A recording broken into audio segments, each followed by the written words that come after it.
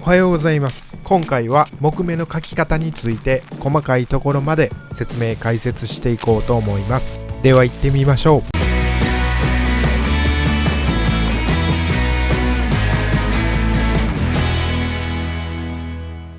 今回は描き方なので最初の濃いめのベースの色は作っておきました。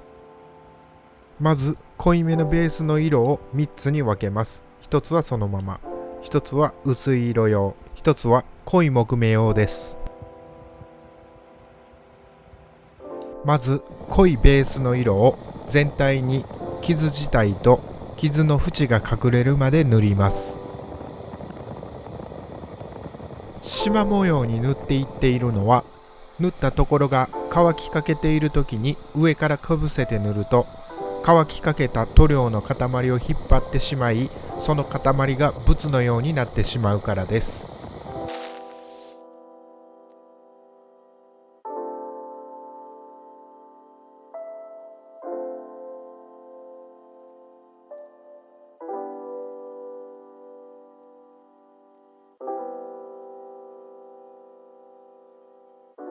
ここはトレイの真ん中の塗料に白を混ぜて薄い木目色を作っています。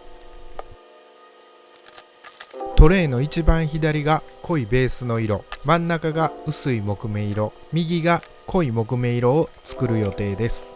薄い木目色を塗っていきます。この時の注意点はベタっと塗っていかないことです。細く繊細に塗っていきます。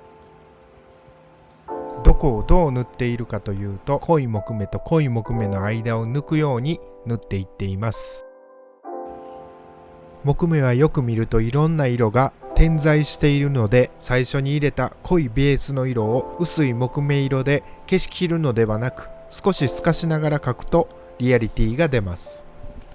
線を細く描きたいとき、この筆トントンで余分な塗料を除去して裏トン表トンで筆先の形を整えています。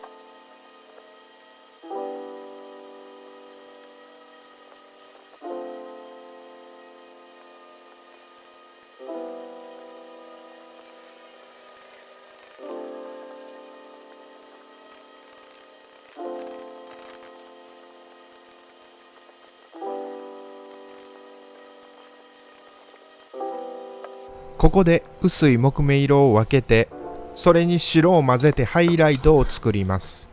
ハイライトは濃い木目の横に細く入れるのと、目を離して濃いと思う部分に細く入れてください。ハイライトは入れすぎてしまうと真っ白になってしまいますので、気をつけてください。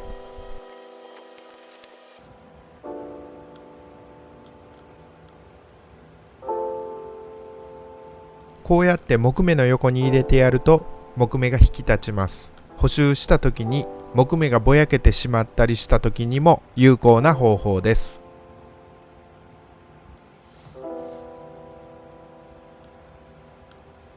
ハイライトを入れすぎないように時々目を離して確認を大事にしてください。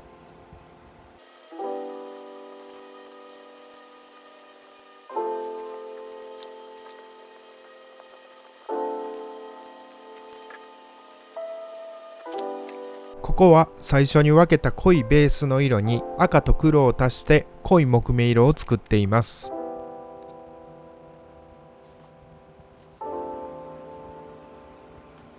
濃い木目色を入れるときは筆の先だけで撫でるように入れてください。もし太く描きすぎたりはみ出したりしても最初の濃いベースの色で修正できます。でもなるだけ木目はミスりたくないので慎重にお願いします。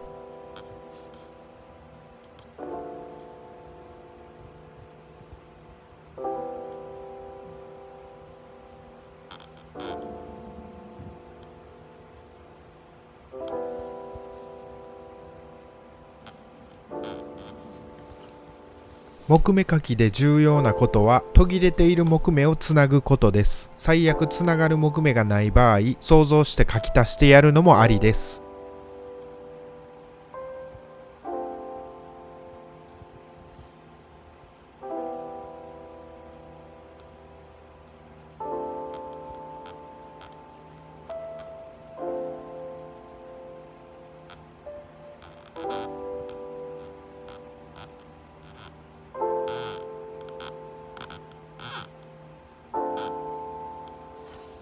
ここから入れすぎたハイライトや入れすぎた木目を調整していきます。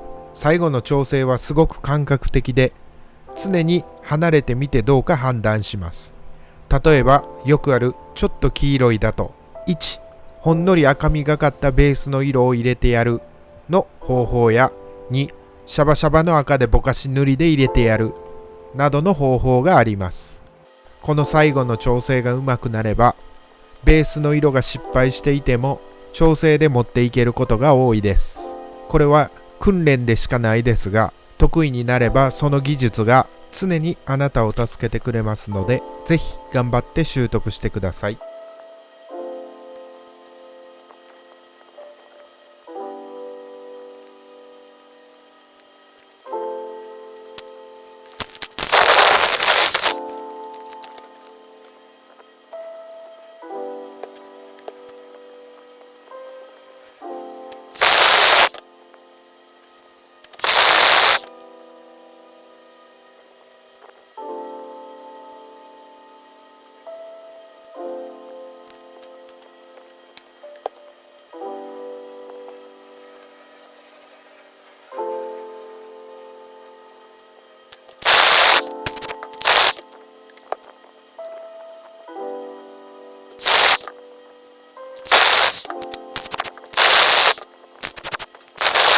これだけ塗るとチック盛りがして面がボコボコするので、厚めのスプレーを拭いて研磨を繰り返して、最後にちょうどいいツヤスプレーで整えます。